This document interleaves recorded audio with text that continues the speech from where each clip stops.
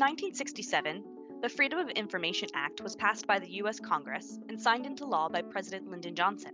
Barring certain types of exemptions, the FOIA allows for American citizens to request access to records from federal agencies.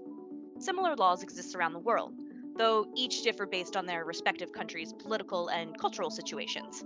Regardless, the freedom of information is an unequivocal good, right? This is Phillips with the Oxford Comment. Last episode, we talked about open access and the importance of the accessibility of academic research for the betterment of society. This episode, we wish to discuss government transparency and the flow of information from those in power to the citizens who ultimately give them power. Our two case studies for the freedom of information around the world will be India and the European Union, one an emerging market and the world's largest democracy, and the other an intergovernmental organization that has experienced its own series of crises over the last few years. Our first guest is Himanshu Jha, lecturer with the South Asia Institute at Heidelberg University in Germany, and the author of Capturing Institutional Change, the Case of the Right to Information Act in India.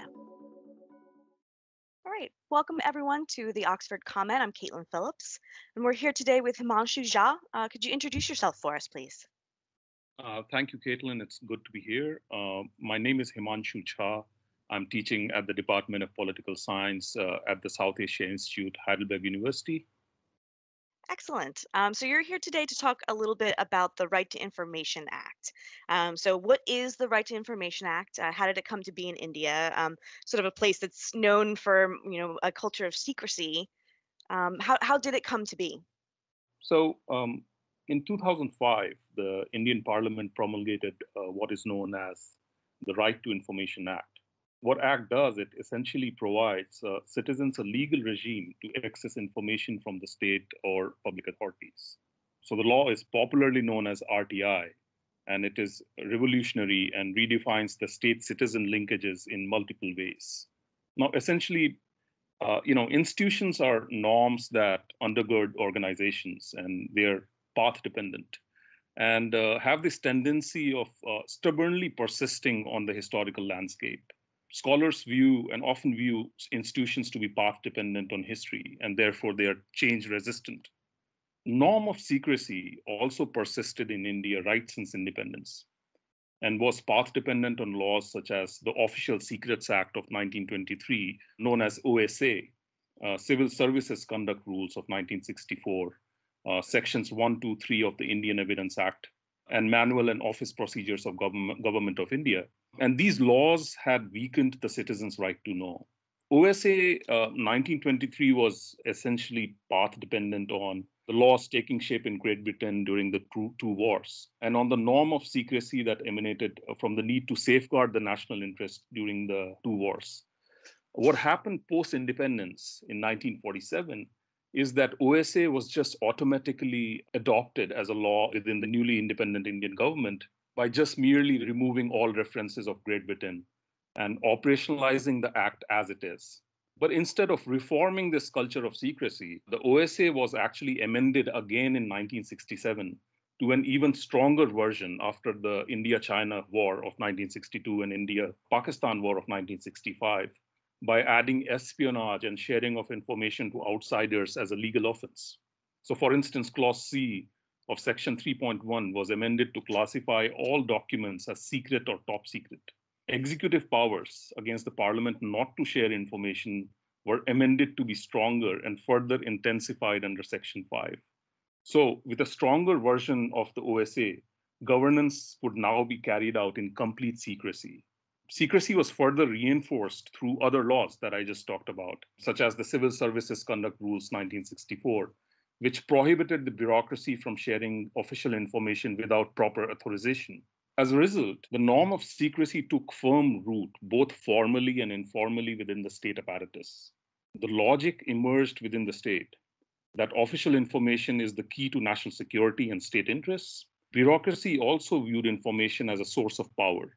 So giving out information, for instance, from within the state was in a sense giving away the power that bureaucracy held or still holds, hidden in those government files. All this changed with the enactment of right to information, which signifies a kind of a norm shift from secrecy that I just talked about to the norm of openness, representing something that I call institutional change. So when the persisting path of change-resisting institution changes, for scholars, it poses a puzzle. In my view, right to information presents such a puzzle. What explains this move towards institutional change? Why did the state decide to turn the page and change an institution set up in colonial times and amend it to an even stronger version in 1967? The puzzle deepens. Indian state is often viewed to be dominated and captured by an exploitative nexus of vested interests. So why would the state initiate a change in the legal framework of the information regime, which would be used variously to highlight and expose the very nexus set to govern these institutions? For instance, a group of scholars have looked at the role of people's movement or social movement, or the role of elite networks and broad-based civil society coalitions or alliances with their connections and access to the political and permanent executive, taking advantage of the political opportunity with the new political party coming to form the government. These dominant narratives and explanations were accepted unquestionably by the academia, the political parties, and the government agencies alike. I have just recently published a book on the promulgation of right to information, calling the Capturing Institutional Change, the case of the Right to Information Act in India by the Oxford University Press. And this book, based primarily on archival materials, internal government documents, present an alternative explanation and problematizes these dominant narratives about how Right to Information Act was enacted. So by bringing in new historical evidence, I have tried to set the history straight. I show that right to information was path dependent on ideas of openness that emerged from within the state right since independence, even though the norm of secrecy was locked in within the system. This created what I call an ideational churning between still nascent and emerging ideas of openness, which emerged on the fringes, and the nested and systematically internalized norm of secrecy. In this book, I argue that an endogenous policy discourse on enacting legislation on access to information had begun early. It incrementally evolved, and after surviving many political challenges, reached a tipping point in 2005. In the first phase, the norm of openness sprouted on the fringes of the nested secrecy regime. The pro-secrecy regime was primarily of the ruling party and mainstream bureaucracy. In the second phase, ruling party support brought the idea of openness into the mainstream, gaining enough critical mass to reach a tipping point in 2005. Now, how can we understand a tipping point? The tipping point has three distinct characteristics. First, changes are evolutionary, gradual, and largely endogenous. Second, by carefully tracing the institutional path, one should be able to delineate small interlinked changes accumulated over time. Third, changes continue to evolve over time until they reach a certain threshold. Initially, these ideas on openness emerged gradually and incrementally as part of opposition politics and were sporadically mentioned in the government committees and moved from the policy periphery to the center stage, eventually becoming part of the mainstream of politics. This is how the Right to Information Act in India came about, in my opinion. However, this is not to claim that social networks did not matter. Had the ideas within the state not moved favorably towards the norm of openness, the state would have dealt with the same social network very differently. That's why the state thinking and ideas within the state were so important. So, this case of institutional change persuades us to take ideas seriously. And secondly, this body of work shows that gradualism, path dependence, and history matters. So that was the why of the Right to Information Act, but let's get to the how. So, how does it work? Can anyone request information, and how can it be accessed? Because India is a federal state, right to information covers the central, state, and the local governments. And all bodies owned or controlled or substantially financed by the state, including non-governmental organizations, NGOs, are covered under right to information. Interestingly, this right includes information relating to any private body which can be accessed by any public authority. And information is specifically defined as any material in any form, including information such as records, documents, memos, emails, opinions, press releases, circulars. So anything which is happening inside the public authority can be divulged under Right to Information Act. And so this act is actually quite elaborate.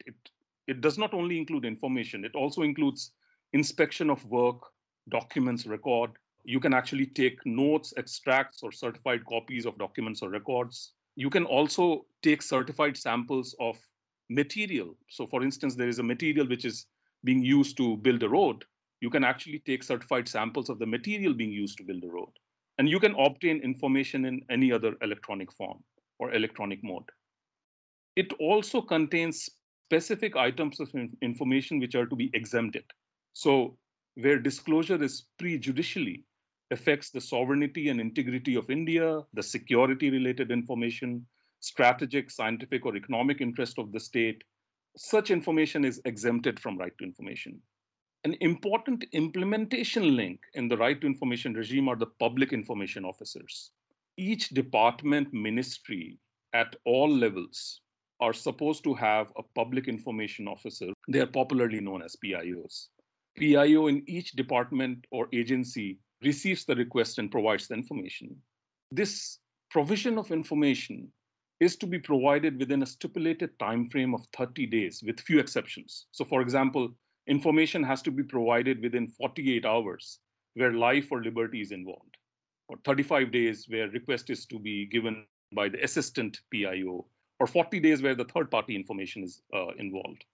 Right to information also gives this provision of appeals. If the information is denied or delayed, you can file the first appeal to the senior within that department or the ministry. Or even then, when if there is no information, you can actually file a second appeal with an information commission. So that's another stipulated body within the Act, which is an independent information commission at the central and the state level, which is an appellate authority to oversee the functioning of the Act. And it has various powers under the Act. Information Commissioner essentially is a quasi-judicial body to give it an autonomy.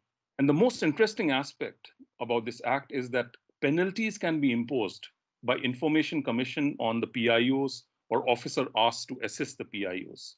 So, for example, for an unreasonable delay, for illegitimate refusal to accept application or denial or knowingly providing false information, rupees 25,000 fine can be imposed on the officers. The important dimensions, such as the provision for proactive disclosure of information by the public authorities.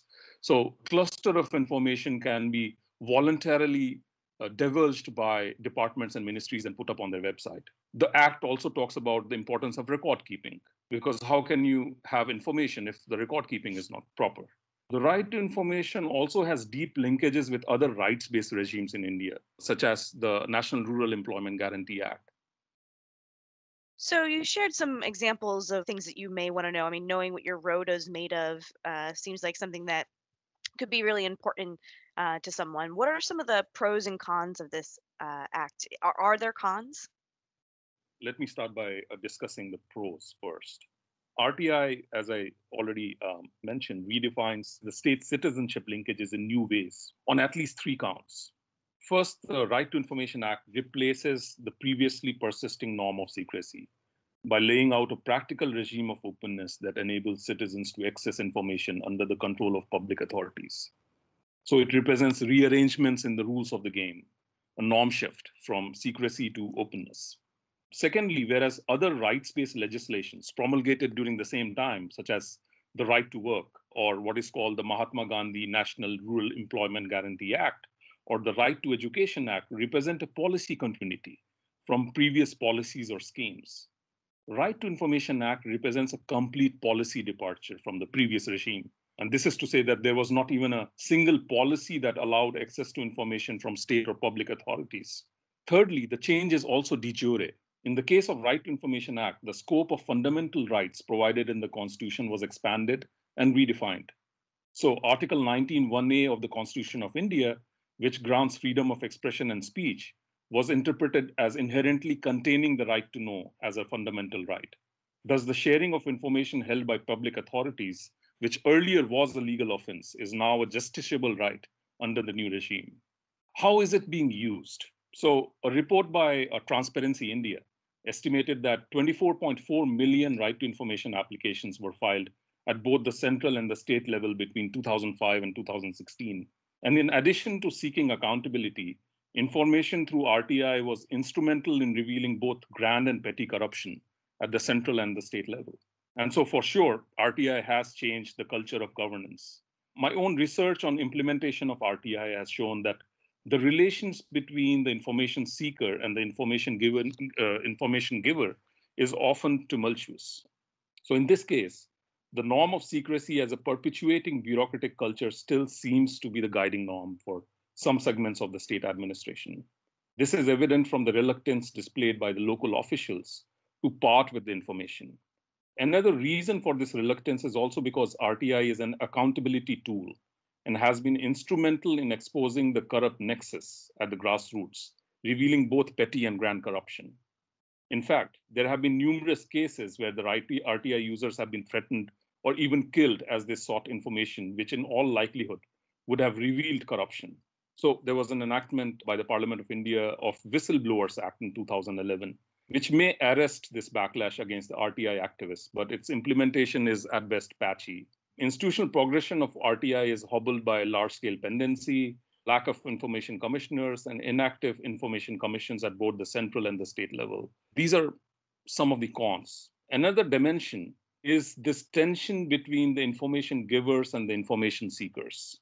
On the one hand, the information seekers are of the view that officials deliberately delay the information, refuse it on false excuses, and have a general tendency to discourage the RTI applicant. On the other hand, the information givers view the RTI users as lacking awareness, asking vague RTI queries, and often asking for information with an ulterior motive rather than in public interest. This friction was clearly evident during my field interviews, and one comes across bizarre incidents of alleged denial of information. In one such instance in 2009, a farmer who had asked about the record for distribution of kerosene through RTI in his own district was asked to pay INR 10 million to get relevant documents towards the cost of photocopying and so on and so forth. So some of this sounds familiar as someone from the U.S. What similarities does the RTI have with laws around the world involving secrecy and information and people's rights to know? Globally, one can see proliferation in transparency laws. And this is evident from the fact that between 1990 and 2018, 125 countries have promulgated laws or ordinances around freedom or right to information. And indeed, this pattern point towards global norm diffusion around transparency laws. How can we locate India's right to information within this trend? Firstly, the global norms informed and influenced the ongoing discourse at the national level, along with considerable demonstrative influence in what I have termed as norm demonstration. This process can be clearly seen in internal government discussions, where worldwide trend of promulgation of access to information was cited in number of internal government reports and background notes to justify a similar legislation in India. So, for example, the Shori Committee, which was constituted to examine the possibility of promulgating a legislation on access to information in 1997, viewed transparency and access to information as a prerequisite for democracy. So, similarly, worldwide trend of having access to information laws was often cited in a background note prepared for the government committees. So, first is non-demonstration. Secondly, there was a process of norm localization where global norms were drawn upon and adapted at the national level, in line with the ongoing policy discourse and processes at the national level. For example, the same Shori Committee, which was constituted in 1997, while considering the disclosure clause, unanimously agreed that inter and intra-departmental noting should be excluded from the disclosure, as it would affect the decision making of the civil servants, while citing the case of the United States of America, where this clause only applies to files which are in pre-decisional phase. Similarly, on the question of whether the draft of Freedom of Information Bill should have an overriding clause as against the other laws, the committee examined the FOI laws of the US, Canada, and Australia, which contained such a clause. So, in yet another example of drawing upon the legal framework from other countries, FOI laws of USA, Canada, and Australia were taken into consideration on the question of whether to include private bodies within the ambit of the law, which were finally excluded from the law. And FOI legislations of USA, Canada, Australia, and New Zealand were again drawn upon to shape the clauses related to the disclosure of information. You said that you conducted some interviews. Can you discuss a particularly interesting case and What the outcome, did they get the information they were asking for? Yeah, so let me start by telling you a story of the use of right to information and citizen empowerment. In 2014, when I was doing my field interviews, I met a person called Mazloom Nadaf. He's a resident of a village called Machdi, located in poor eastern state of India called Bihar. This state is actually notorious for its nexus of corrupt bureaucrats, politicians, dominant class and caste groups run deep. There's a governance crisis, there's a law and order problem. So it's a state which is not actually a best governed state in India. Mazloom is a rickshaw puller. So, by the government's definition of poverty, Mazloom is below the poverty line and therefore eligible for a scheme called Indra Awas Yojana, a government program that aims to lend money to the rural poor to build a house. Now, although the local government office listed Mazloom as a beneficiary, he was asked to pay a bribe of rupees 5,000. It's not much, but Mazloom just could not afford it and was made to run around for 5 years. In 2005, the Right to Information Act was promulgated to provide citizens a legal regime. And in 2006, about a year after the RTI Act was enacted, a local lawyer advised Mazloom to file an RTI application and helped him to ask the concerned department 3 questions. So he asked the department, explain why he was not allotted a house under the Indra Awas Yojana, the government scheme, list the beneficiaries of the scheme for the previous 5 years, and certify that he was economically better off than beneficiaries in his village. Even before he received the information sought, the block development officer, the officer in charge, came to his village and handed him the check for the first installment of his loan. Later, he was given an award for showcasing how the RTI Act benefits the poor. However, Mazloom did not follow up on this RTI application as he received the first installment of the loan, which was his objective in the first place to file the RTI. Mazloom told me, and I quote, neither my award nor my RTI made me rich. I'm still poor. However, it made me Mazloom Bhai overnight. Bhai means brother, and it's considered a respectful way of addressing someone in that part of India. Clearly, seeking accountability from the state gave Mazloom a sense of empowerment, entitlement, and dignity. And one comes across many such instances of citizen empowerment and RTI use, especially at the grassroots. In addition to exposing the petty corruption at the local level, RTI was instrumental in exposing grand corruption as well. So, for example, all the multi-million dollar scams in India, such as the 2G Spectrum scam or Commonwealth Games scam in 2010, were exposed through papers procured by some activists under the RTI. Wow, that's a really incredible story. Just the power of asking to enact change, not even needing the information in the end, is really incredible. So, what do you see the future of RTI in India looking like? RTI has definitely opened a space for accountability between the state and citizens. If you see it an accountability continuum, one end is of the information givers, and the other end are the information seekers. And as I have already mentioned, the relationship between the two is often tumultuous. There have been attempts to weaken the law. After the enactment of Right to Information Act, all the governments across party lines have attempted to dilute the law. Political parties have constantly resisted coming under the ambit of right to information. There have been a number of aborted attempts to amend the RTI Act, first in 2006, second in 2009, and the third in 2012, mainly regarding the disclosure of file notings of the bureaucrats on executive files. In 2013, an amendment to the Right to Information Act was proposed to grant immunity to the political parties. And perhaps one of the most powerful and equally contested dilutions to the RTI came 14 years after it was promulgated. The amendment was passed by both the upper and the lower house in July 2019 to the RTI Act, which entails 2 changes on tenure and emoluments of the information commissioners. The first amendment is that the fixed 5 year tenure of the information commissioners will now be prescribed by the central government. Second, salaries, allowances, and other related benefits will also be stipulated by the central government. So, principal opposition to these amendments is that it will take away the autonomy of the information commissioners and put them in greater control under the state. This will impact the adjudicatory role of the information commissions, who are supposed to act as independent and neutral regulators of transparency in information regime.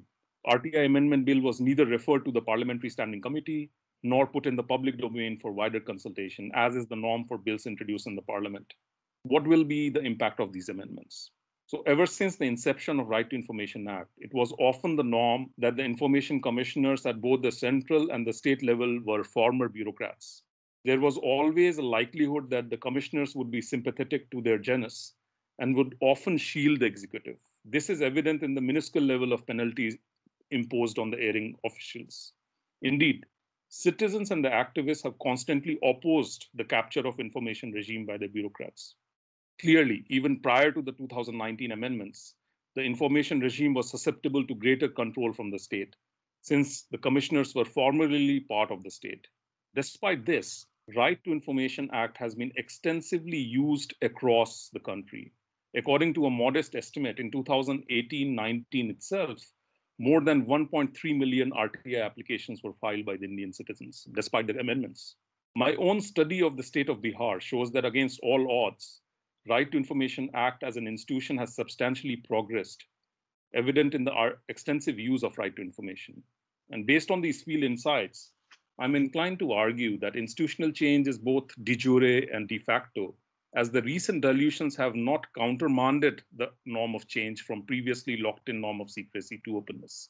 Constitutionally granted rights such as the right to information cannot be withdrawn, but it can be consciously blunted, as we have already seen in the 2019 amendment. At the same time, initiatives are perceptible at the subnational level, even in the wake of 2019 amendments. So, for instance, in the state of Rajasthan, which is in the north of India, the state and the social actors have ideationally collaborated to conceptualize and launch something called Public Information Portal and a mobile app, which gives access to real-time information about various public policy programs in the state. Similarly, much before Rajasthan, Bihar, a poor state, introduced an ICT-enabled call center called Jankari in 2007, enabling citizens to file an RTI application by placing a call to the call center. In the absence of institutional change, it could not have been possible to have these governance innovations, to seek or voluntarily divulge information from within the state. Legal and policy regimes are seldom perfectly executed on the ground. Contestations are omnipresent. Nevertheless, institutional change in the form of right to information has bestowed a legal right to the citizens to demand transparency and accountability from the state. It is in this vein that after the 2019 amendment, a citizens group called the National Campaign for People's Right to Information, in response, have launched a national campaign, which is called, and I quote, Use RTI to Save RTI, urging citizens to constantly seek information from the state. The institutional progression is not complete. It is at best partial and still evolving. Despite this, the institutional change that grants citizens the right to information has led to its extensive use and has in turn pressurized the hesitant public authorities to grant citizens their rights. And despite their hesitancy, the bureaucracy is always mindful of the RTI in its daily functioning. So, similar to the ideational churning that I have traced to explain the evolution of Right to Information Act, yet another churning is taking place between the citizens who seek information and the public authorities. Himanshu, thank you so much for walking us through all of this. I think that the more obviously that you talk about it, the more people understand it and realize what good it can actually do. I think, you know, the better. So I'm so glad that we were able to come on with us today. Thank you so much. Thank you, Katelyn. It was a pleasure talking to you. Our second guest is Vivien A. Schmidt, professor of European Integration, International Relations, and Political Science at Boston University. She is the author of Europe's Crisis of Legitimacy, Governing by Rules and Ruling by Numbers in the Eurozone. I'm here today with Vivien Schmidt. Vivien, could you introduce yourself for us? Yes, and thank you. Delighted to be here. I'm a professor of international relations and political science in the Pardee School of Global Studies at Boston University. I work on Europe for the most part, European integration, European institutions and democracy, European political economy. I'm also recently working on the rise of populism in a kind of transatlantic perspective with the Guggenheim grant. But I'm here to talk to you really about my book, Europe's Crisis of Legitimacy, Governing by Rules and Ruling by Numbers in the Eurozone, and of course, we'll relate that book to major questions of transparency. So let's start off with some definitions and just some basic information here. So what is Europe's crisis of legitimacy, as you kind of termed it? And then how does it relate to government transparency and the flow of information between citizens and government? So Europe's crisis of legitimacy was essentially about the way in which European member states and European institutional actors responded to the crisis, its sovereign debt crisis. Rather than finding innovative solutions, they ended up what I call governing by rules and ruling by numbers in the Eurozone. And this put democratic legitimacy at risk. If you ask what is legitimacy, you can think about it in two ways. One is as a governing authority, which is based in public consent and trust, and the other is considering legitimacy in terms of governing activities. And this is what I call output legitimacy, which talks about policy effectiveness and performance. Input legitimacy, which is about citizen representation and participation, as well as elites' political responsiveness. And the final one is throughput or procedural legitimacy, which is based on efficacy, accountability, transparency, inclusiveness, and openness. So here, of course, in this podcast, we're talking about transparency. And that was really the major problem with regard to the EU's response to the Eurozone crisis. Essentially, the crisis starts, and in a kind of stylized view, using these conceptions of legitimacy, EU leaders assumed all they needed to do was double down on the rules, procedural legitimacy, and they would get good performance, output legitimacy, so they didn't need to ask the people. Well, shortly, within sort of the period of 2 years as this crisis was continuing to rage, economic performance deteriorated, politics became increasingly toxic, increasing rise of populism, and that's when, by 2012, crisis starts in 2010, beginning in 2012, EU leaders start reinterpreting the rules, but they do so by stealth, without admitting it. This is a major problem of transparency as well as accountability. The result is that although the kind of output legitimacy performance improved, citizens, it still didn't work. There were further problems of legitimacy because, in part, by not admitting it, Southern Europeans felt oppressed, even when accommodated, while Northern Europeans felt deceived regardless, i.e., the lack of transparency ended up being a tremendous problem for the Eurozone. And by the time they recognized that this was a problem, they started telling the truth, that in fact they were becoming more flexible, they were interpreting the rules. This was by 2015. The damage had already been done in terms of public perceptions, as well as interrelationships amongst EU actors. So within the European Union, what kind of sort of transparency, right, does it offer its citizens? And then what happens when that's maybe in conflict with the laws of individual countries?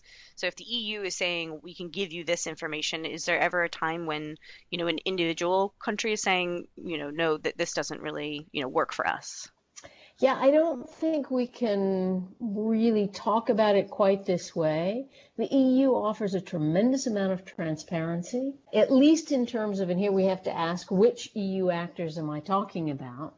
The European Commission, which is the executive or bureaucratic executive, essentially basically puts almost everything online. It's tremendously transparent, and since 2000, it's focused on increasing transparency. Now, essentially this means there's a tremendous amount of information available, and perhaps too much, so much so that one doesn't even know where to look. Generally, that kind of transparency does not come into conflict with the laws of individual countries, because generally what the Commission puts online has to do with the EU laws and agreements that individual member states, of course, have already agreed to. Where transparency can become a problem is, for example, when the member states debate in the European Council. When the member states debate in the European Council their meetings are not open.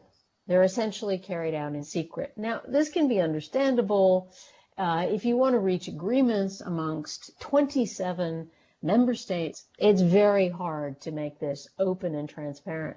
But what it does mean is that because they say and they debate and they negotiate and they bargain in private and reach agreements, what happens is they come out of those agreements, those sessions, and then they have press conferences, and each member state leader essentially tells the national press whatever they want, regardless of whether they actually held that position inside the meeting. Because obviously all of these leaders compromised, but when they come out, the British, obviously they're no longer a part of it, but they were the ones who always came out and said, we've kept our red lines.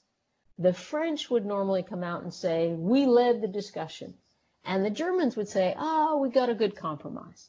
So what you see is that it often what you got was a kind of lack of transparency from member state leaders. Another problem, which may have to do with conflict, not with the laws of the individual countries, but expectations, is that as often as not, member state leaders would blame the European Union for policies that were unpopular at the national level. And they would take the credit for any positive policies without ever saying that these came from the EU. Of course, that leads to a situation in which in many countries, member state leaders never actually told much of the truth about the good things that the EU was doing, simply noting the things that were unpopular and blaming the EU, which in no small way actually contributed to the rise of anti-European views, anti-EU or Eurosceptic views that were picked up and magnified by Eurosceptic populist parties. So can you give me a particular or a specific instance where maybe a single European government, was maybe at odds with either its citizens or with the general, European Union over, the accessibility of information? A major problem in the Eurozone crisis occurred with the so-called program countries, those countries that got into trouble financially because they were subject to market attacks and had to agree to what were called conditionality programs. This was under the so-called Troika, where the Eurogroup of finance ministers was involved in pushing member states to harsh austerity and structural reforms in the context of these conditionality programs. And here, the Eurogroup of finance ministers was completely unaccountable and intransparent in this context. And the lack of transparency also meant that as they were dealing with member state leaders, they would essentially push the leaders to do certain things, cut pensions, crush unions, and a range of other things. And here, no one could know this. It was completely intransparent. So that what you got is member state governments, in some cases, protested. This was particularly the case of Yanis Varoufakis in the third Greek bailout 2015. So you did get protest from member states about the lack of transparency and all.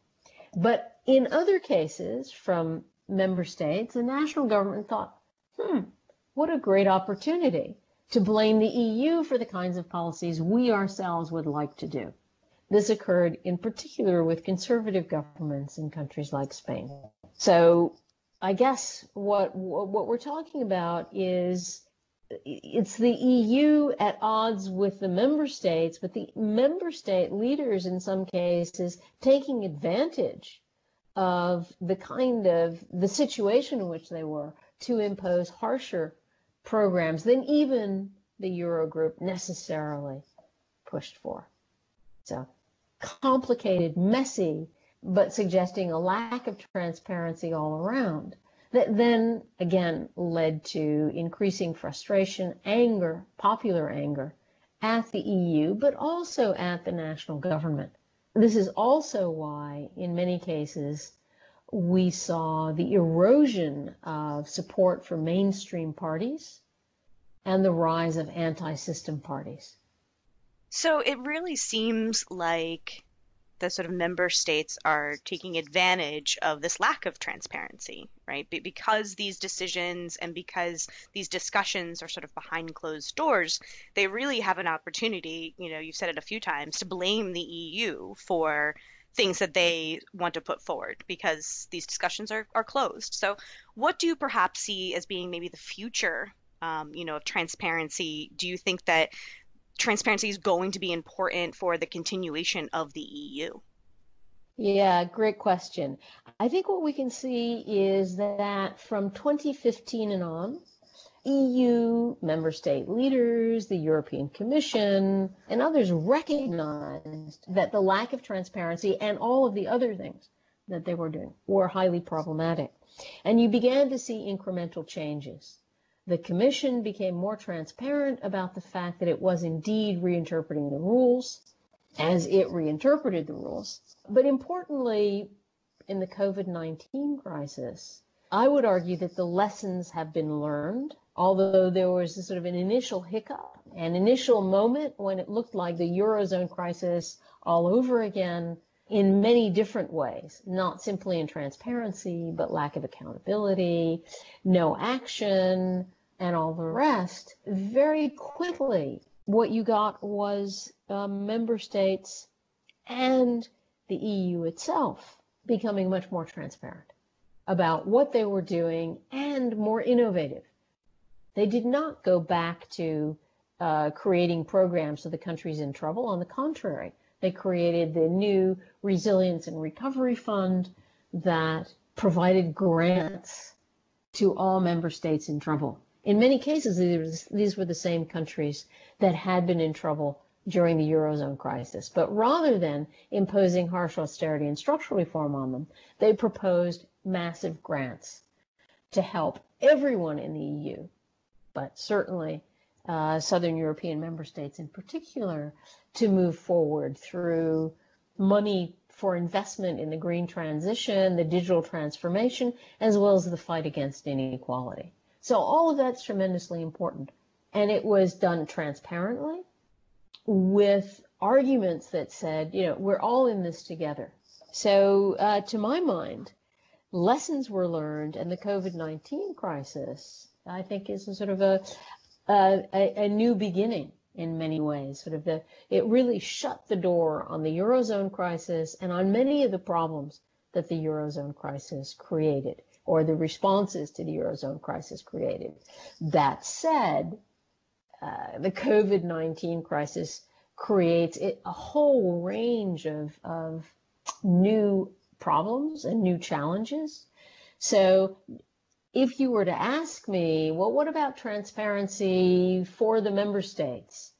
I'd say, well, masks, just as in the US, problems in that initially, and this is from the health authorities, initially everyone said no, masks are not necessary. But they were doing that not because masks weren't necessary. They were saying that because masks were in short supply and they didn't want everyone to panic buy. This is a problem in the US as much as the EU. Shortly thereafter, however, what we saw in the EU was a general commitment to saying everyone needs to wear masks, in contrast to the kind of polarization that we saw in the US between those people who argued no masks, freedom and liberty, versus those people said, wait a minute, not wearing a mask can jeopardize the health of others. In the EU, once there was a recognition that everyone should wear masks, that message went out everywhere, at the EU level and at the national level. And there was very little of the kind of polarization and angry, we won't wear masks kinds of responses that you got in the US. So in that way, one might argue that even in the context of COVID and mask wearing, as for vaccines, really there are differences amongst member states. as to how they're doing the rollout, how well they're doing the rollout, et cetera. So no generalizations there. Well, thank you, Vivian. This was really interesting. I think this is a very clear example, the idea of the EU and how it functions, of why transparency is important, and the ways that behind closed doors can be harmful. You sort of said like the perception from the citizens is what changed a lot. And then what perhaps changed the need for transparency. That people were feeling less, they're feeling less connected to the EU and feeling like it's not a success, really judging it harshly, because they didn't know what was going on behind closed doors. So I think this is definitely a very clear transparency may be for the best. Thank you. Yeah. So I'd just like to add one thing about transparency. Sure. And its relationship to the other kinds of legitimacy mechanisms. So initially I talked about input, which is citizen representation and political responsiveness, output, which is policy effectiveness and performance, and then throughput, which is a range of things, including accountability, transparency, inclusiveness, openness, and efficacy. And I think what's important to note is that transparency is no substitute for good policy performance, nor is it a substitute for citizen representation or political responsiveness. If it's good, if there's serious transparency, then it just makes it much easier and better. And it being citizen representation and participation moving straight through to good performance. If there's no transparency, if governments are perceived as unaccountable, as incompetent, as engaged in secrecy, as biased and unfair or oppressive, then of course that undermines both citizens' perceptions of their representation and of course their perceptions of policy performance.